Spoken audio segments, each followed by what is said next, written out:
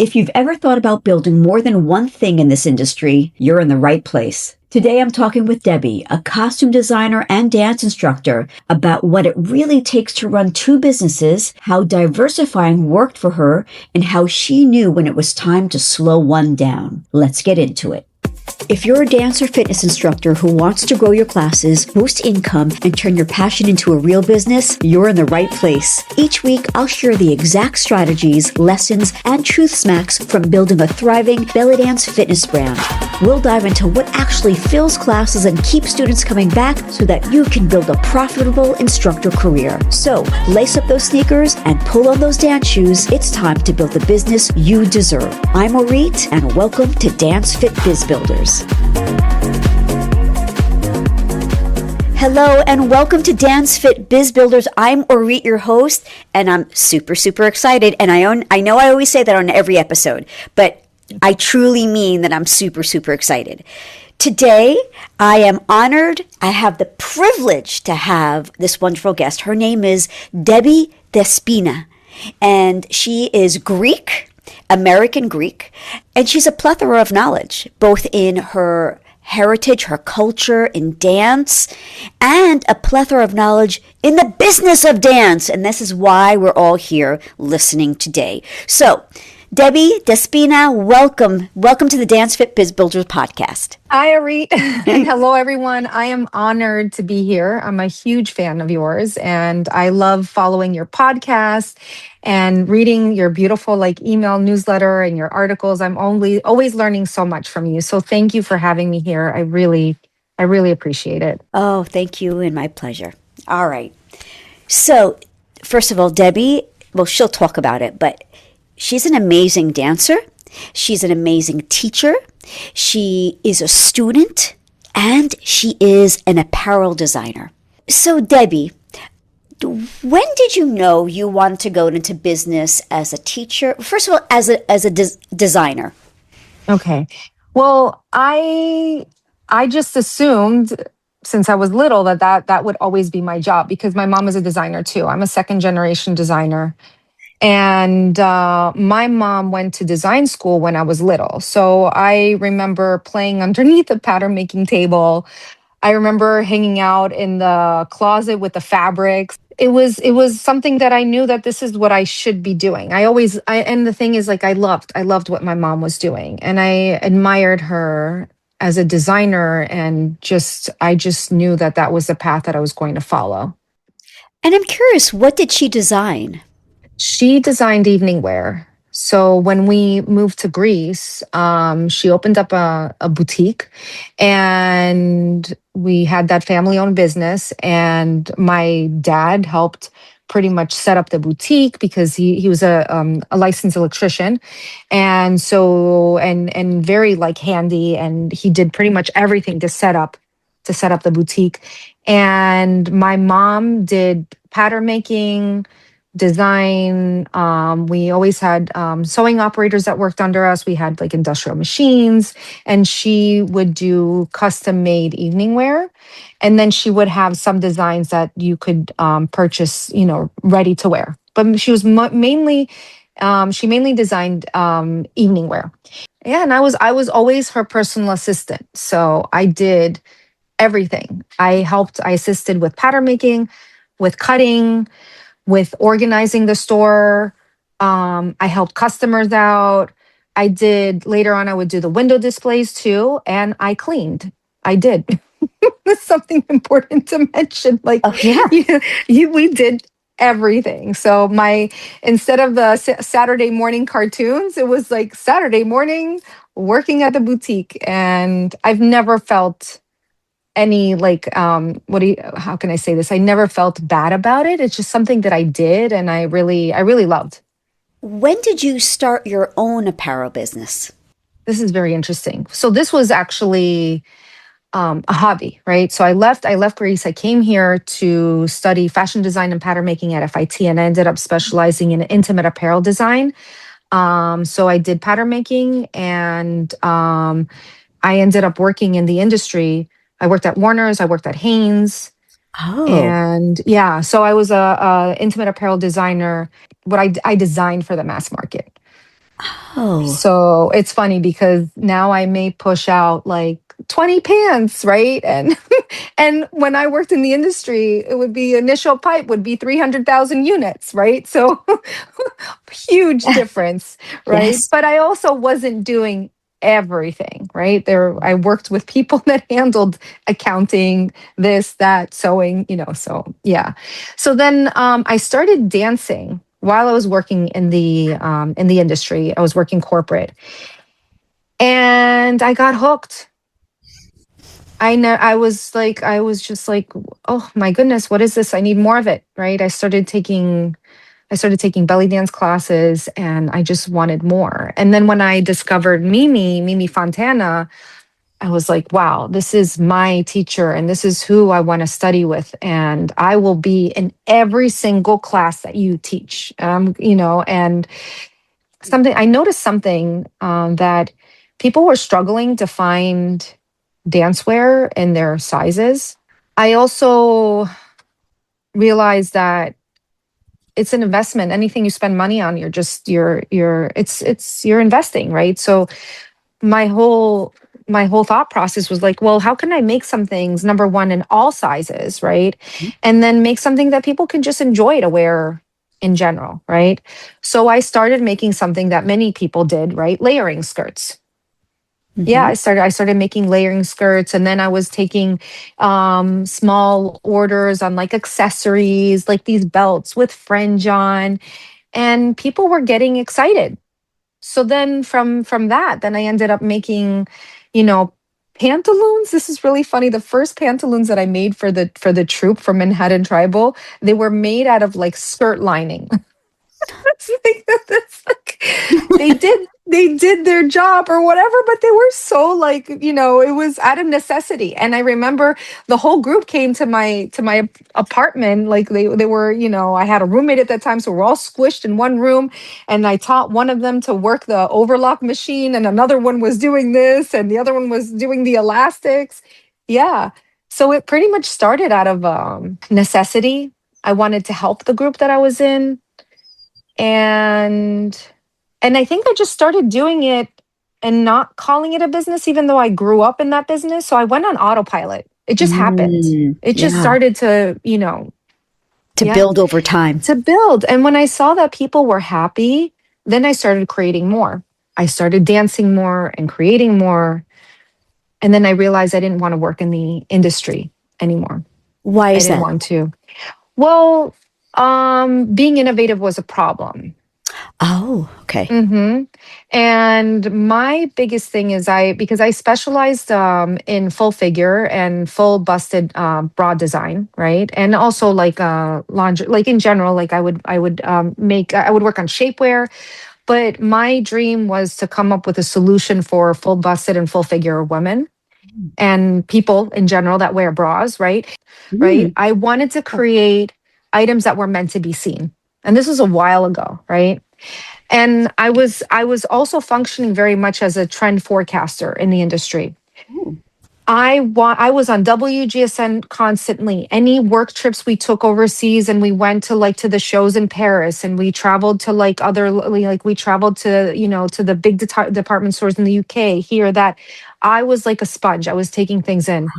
And I knew that we were heading towards a certain direction where everybody will be wearing something where your intimates were meant to be seen. Open backs, open side tops, lower necklines. And my ultimate goal was for everybody to be able to wear what they needed to have their support, but to not be wearing something that looks like a functional bra. I felt like everybody deserved that, no matter their size. And were you able to make it? Well, I presented like a lot of this work and a lot of these prototypes, along with working on other styles too, because I was designing for, in general, like other styles and fitting and working with fit models. And but when it came to like the research I was doing and what I was trying to develop, I was told that we are not a me first company, we're a me too. So even though they loved my concepts, my ideas, and the what I was presenting could be like, it could be like accomplished, and but then they didn't want to take a risk. They Oh. didn't want to take a risk because other people needed to come out with that product first, and then they would take the risk after. That's why they said we're me too, number two. Ah. hmm We will take the risk after another company takes the risk.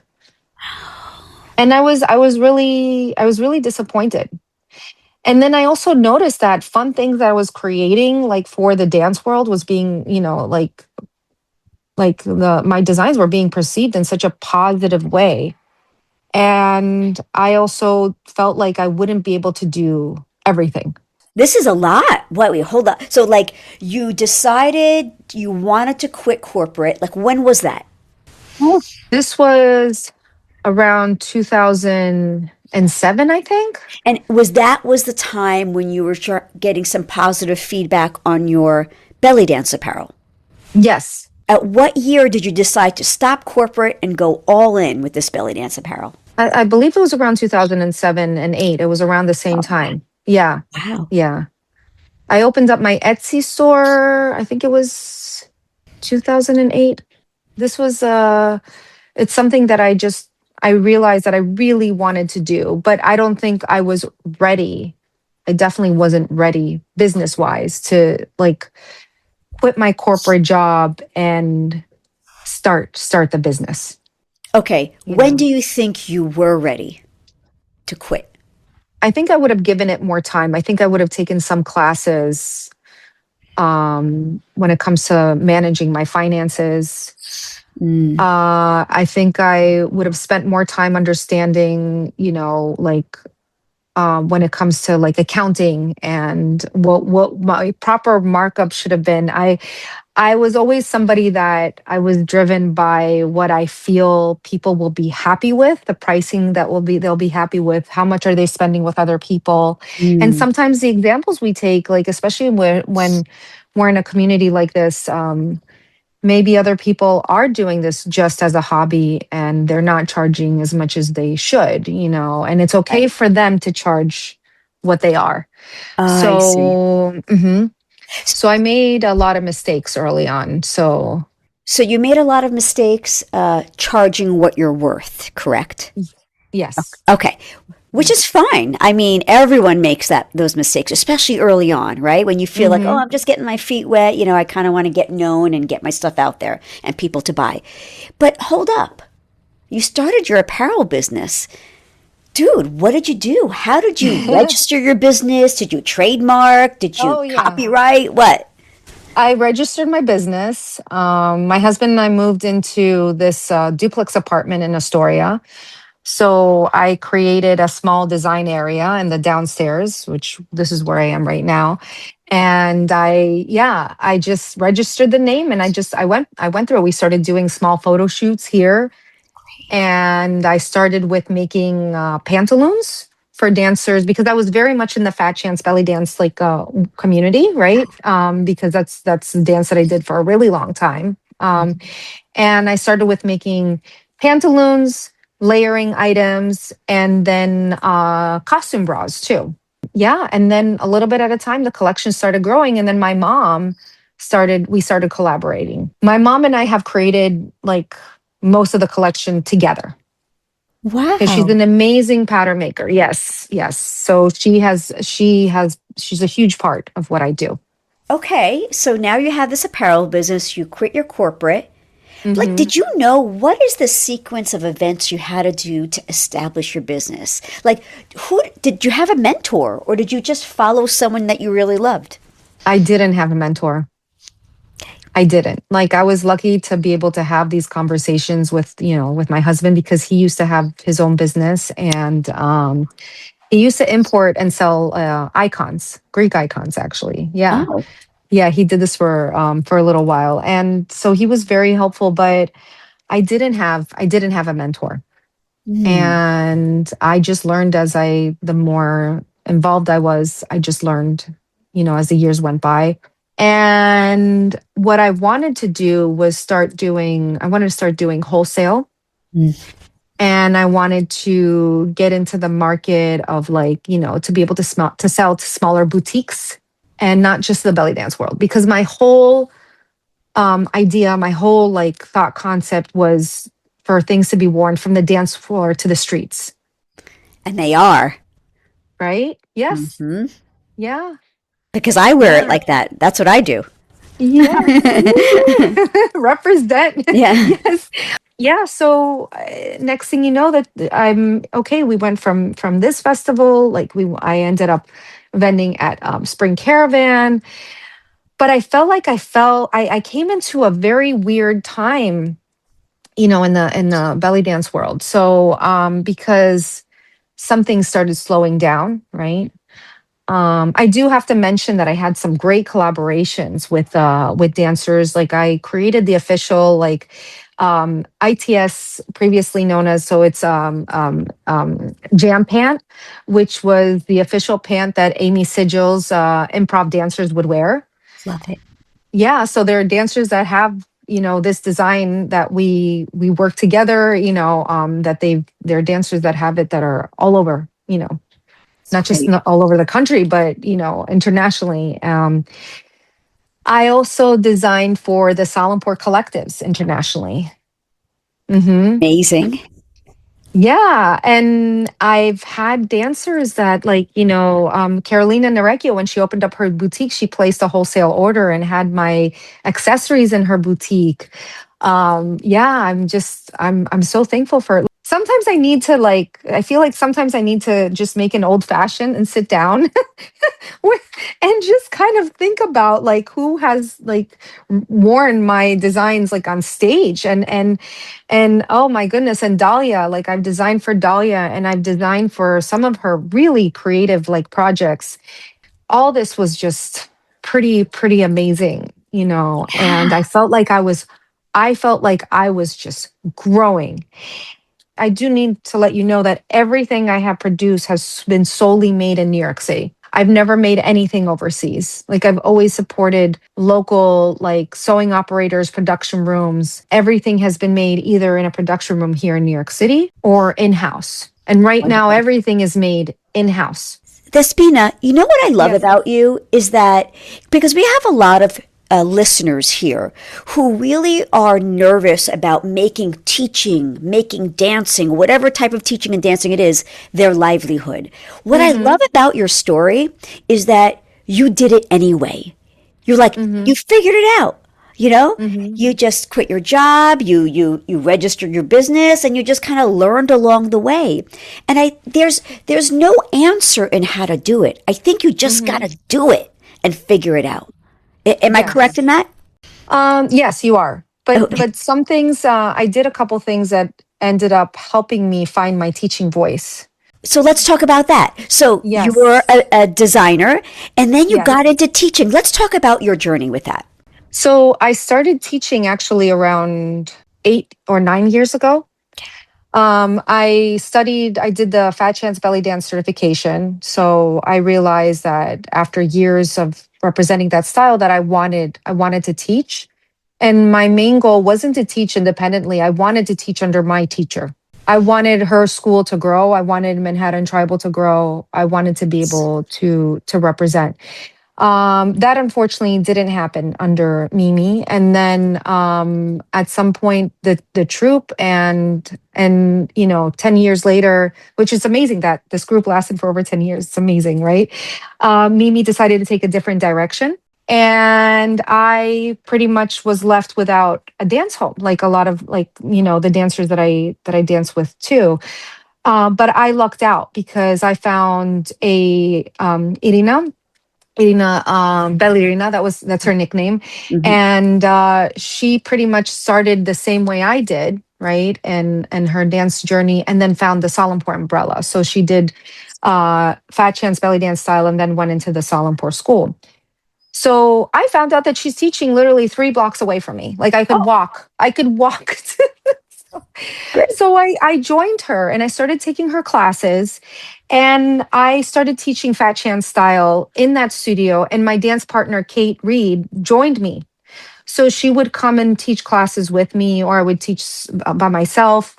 We also taught Fat Chance style with our troop member, Naja, like in the city, Maria Richardson. So it felt comfortable teaching that style because I did the teacher training and because I represented that style for a lengthy amount of time. Mhm. But when it came to other classes, this is where things got a little interesting because Irina started having babies and she needed help and somebody needed to sub her classes. And I studied with her a lot and I was very much influenced by the Salampur method she was teaching. So when I got into that classroom, I started creating more fusion work for for the students, and that's where I found my voice. There were a lot of questions that I had because I didn't have I didn't have a training in the Salampur school. I didn't do the teacher training yet, but I was taking the week longs, the weekend workshops when Suhaila would come here. I was studying with Irina. I would not recommend doing that. I would recommend going through the whole training because the structure that you get is incredible, you know. But at that time we needed to function. And so I was teaching a medley of what I was learning. One thing that helped me, I was under two schools where the priority was to keep the dancers safe and to create that structure. So I was pulling in that information and utilizing it in the classes that I had to sub. At that time, I didn't have the feeling that this is a job for me. I'm only allowed to do this if I finish my design work. If I do this and that, like it's almost like a privilege to be able to do it. It didn't seem like something that I could do professionally. Why? It's kind of like with the arts. It's like people are like, "Oh, why are you doing this?" A lot of people say that, right? "Oh, you're teaching dance?" Like it's kind of like there's a question mark there. I had these thoughts, you know, that kind of this won't be able to sustain you. You won't be able to, you know, there were a lot of I had a lot of negative let's say information that had sinked in inside of me, you know. Yeah, it took a little while for it to sink in to realize that this is a job that I can do and I can make it work. So And it was, also, you have your apparel business too, so you've got yes, two incomes. yes. But here's the thing, we're freelancers. That's how I see it. I'm a freelancer, right? So there are times where the apparel business would be busy and there are times where it wouldn't. And the thing is that with dance, the more I trained, the more I realized that there was more for me to learn. But it reached the point where I had so little help here in the design studio that I stopped training. At some point, I stopped moving. It all came to a stop, and then I wasn't well in so many ways. So I was going to ask you, although diversifying your talents actually worked for you in real life because they were kind of supporting each other, right? But they were actually sometimes competing with each other for your time. Absolutely. Yes. Ah, okay. And at the end of the day, we have to think about why are we doing certain things, right? What are we getting out of what we're doing? Because when you are in this line of work and you're an artist and you're creative, you're driven by love. It's not just a paycheck. There's a reason I left the corporate industry, right? I wasn't happy anymore. I wasn't being able to create like the artist. I wasn't representing who I was as a creative person, right? So when the time came and I was so overwhelmed because you know, I had to cut corners and I had to do so much on my own. When I stopped moving, I was feeling physical pain. I wasn't happy. I wasn't happy at all. And then at some point I was diagnosed, and I didn't know this, but I had complex PTSD from early childhood, right? And dance was keeping me healthy mentally.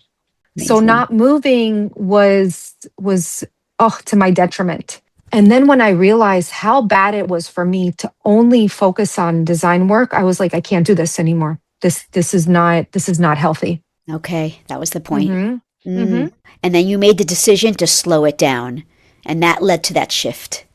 Well, I didn't make the decision to slow it down. There was Amazon, Temu, Shein. So decisions were made for me. Yeah. And people were also struggling financially, and I need to respect that. You know, so listeners, you know, with business and, you know, Despina, she diversified. And even in that, there are ebbs and flows. There, you know, hard times, good times, busy times, boring times, right? Yeah. So it happens. It happens. But my question for you is, what did diversifying, having these little businesses, or what did it teach you about income, about stability, about longevity? Did it teach you anything? Yes. Number one, I had to accept the fact like that I am a freelancer. So instead of saying that I am a designer, I'm a freelancer. So I had to see myself as somebody that picks up projects. So that was very helpful, Okay. right? So it doesn't matter if I'm being hired to teach a session, right? To teach classes, or if I get hired to teach, to design for someone, right? When I get the work, I need to block out that time and not let other things that I specialize in kind of push that work aside. You need to respect everything that you specialize in. Does money or date, like when you have to have something done by, is that Mhm. how you prioritize all these projects? For me, it's seasonal. Oh, okay. It's a lot of times it's seasonal. Like being aware of when are my slow times when it Mm, comes to the design work, right? got it. So maybe I'm able to do more with dance during specific months of the year because that's when it's slower when it comes to the design work, Got right? it. And Got it. people not shopping, Got it. right? Yeah. So I know my busiest design time of the year, right, is when I'm right getting ready, let's say, for Art of the Belly. That's when I know that I have to be careful and have know that a lot of my mental like energy, my physical, like what I'm doing is getting ready for this festival. So yeah, that's really important. The other thing is to document, and this took a while to do this, but I have a documentation. I'm keeping track of pretty much every single thing, right? Every single thing. So it's every expense, like how much am I spending in production for fabrics? And then how much time am I investing of my own time, right? How much am I investing in like graphics for the design business? But then when we go into dance, how about studio space, rehearsal time, Right. the rentals for teaching, rentals for privates? How much are you investing in training, right? How Yeah. much there is so much. I have to say that when you are in this world of like freelance and Yes. you're doing so much, you have to be willing to do a lot of work. All the work. Yes. Yes. Did you like, so it's just recently or the past few years that you learned to know your numbers, what you're making Yes. and what you're putting out? I personally used to get so mad at myself, like, damn it, why didn't I do this 5 years earlier? But you Mhm. can't. It's the journey we have to go through. It's when we learn, right? Yes. How about you? Like, do you take things like, oh, okay, I'm learning, great, or do you get mad about it? Oh, at this point, I do get mad. I do get Mm, mad. I have to be honest. But on the other hand, we have to remind ourselves of our accomplishments across the board. So not just the numbers, but what else have we done? Like for instance, I'm sure you see when you have how many instructors under you representing your brand, right? right. That's a huge accomplishment. That is a huge accomplishment, and when I look at my design work and I see people wearing my styles like from so many different places, and dancers in our belly dance world that represent different styles of belly dance, right? That's what I try to do to kind of take away that anger, is to see that and just try to get better at what I'm doing, and also understanding that I'm still restructuring. It's been, I would say, it's going to be 2 years in September, even though I started teaching like years ago. Like, but I would say it's 2 years since I officially decided to turn this into an actual like business. I have my Excel sheets. I'm running those numbers. I'm like looking at things. What's growing, what's not growing, what's working and what's not working. Good for you. And it's a huge gamble with dance classes. It really is. Hmm. It depends on It's also popularity. How many people know you?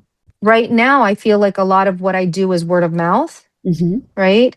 And sometimes I happen to have people that will come across my website and find me and they'll take a class and then it's great when they become steady students, right? Yeah. But it is hard to put that information out there. Yeah. It really is. It's vulnerable, I think, and you don't Hmm. want, you want people to like you, right? Yes, you do. You do. So, Despina, if someone Yes. listening now, right now, to this conversation has a skill outside of their dance, outside of their teaching, right? And they're thinking, dude, I can make this a business perhaps. Hmm. What would you tell them before they start? Number one, if they already have a job and they're teaching, right? Hmm. I would say just ask them, how deep is your love? I would ask them, right? How Yeah. right? It's because you're adding more onto your schedule, right? And at that point it's not just the money that's driving it, it's also the love of sacrificing more time in your life, and it could be taking away from family time. It could be taking away from spending time with your significant other, right? It could mean taking away from your focus. You have to figure out how much do you love it, and can you cut corners on something else that you're doing. Sure. Research the market. Is this something that makes sense to go into? Try to look into forecasting. What are the where do you see, if you're this industry, what you're trying to go into? Like, is it growing? Is there a trend? Don't just look at what other people are doing, right? Because sometimes we compare ourselves too much. Look at your potential, let's say, customers. Yeah. Who are you talking to? Who are you planning to talk to? But think about, does this business require for you to start a new social media account? Do you need to put advertising out? Do you need to do photo shoots? Do you need to, there I can go on and on. But think about how many little jobs you have to do to create that new job, Hmm. because there's never one thing, Hmm. right? Or Hmm. maybe there could be one thing, right? But just Yeah. really analyze what you're trying to get into. Figure out what you're doing, how many tasks it's going to give you, how many things are you going to put on your plate in order to be able to achieve that? And if you're willing to, and once you find out, are you willing to do Yes. it? Are you willing to do it? So, Thesmina, can you tell our listeners where they can find you if they want to find your apparel and take a class from you? Okay, so for the apparel collection, you can go to DWeb Designs, DWEBB Designs.com. And I currently have an Etsy shop. So, but if there's something specifically you want, just email me. And then for classes, you can find me at despinadance.com, DESPINA.com, despinadance.com. And I teach in Manhattan and in Queens, in Astoria. Wonderful. I'm going to put all that in the show notes too. Thank you so much for coming on to the podcast. I learned so much about you as a person, about your life, your business. So cool, by the way. And Thank you. and I wanted to know if you would like to take us out with our signature outro. All right, folks, thank you for joining us today, and get out there, kick some ass, and do what you love. Yes, I love that. Thank you. Thank you, Arit, for having me. I really appreciate it.